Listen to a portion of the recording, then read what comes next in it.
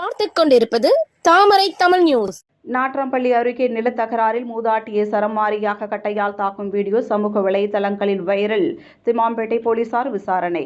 திருப்பத்தூர் மாவட்டம் நாட்றம்பள்ளி அடுத்த நாயின செருவு எல்லாம் பிள்ளையார் வட்டம் பகுதியைச் சேர்ந்த சின்ன பிள்ளை மற்றும் பெருமாள் இருவரும் அண்ணன் தம்பிகள். சின்ன பிள்ளையின் மகளான செவத்தம்மாளுக்கும் பெருமாள் மகனான குமாருக்கும் இடையே 4 சென்ட் அளவிலான நிலத்தகராறு பல வருடங்களாக இருந்து வந்துள்ளது. இந்நிலையில் செவத்தம்மாள் பிரச்சனையில் உள்ள அந்த 4 சென்ட் நிலத்தை ஏர் உலர் டிராக்டரை அணைத்து வந்துள்ளார். அப்போது குமார், அந்த 4 சென்ட் நிலம் என் பெயரில் உள்ளது, அதை முறையாக அளந்து கொடுத்துவிட்டு நிலத்தை ஓட்டுங்கள் என்று கூறியதாக தெரிகிறது. இந்நிலையில் ஏற்பட்ட தகராறு கைகலப்பாக மாறியது.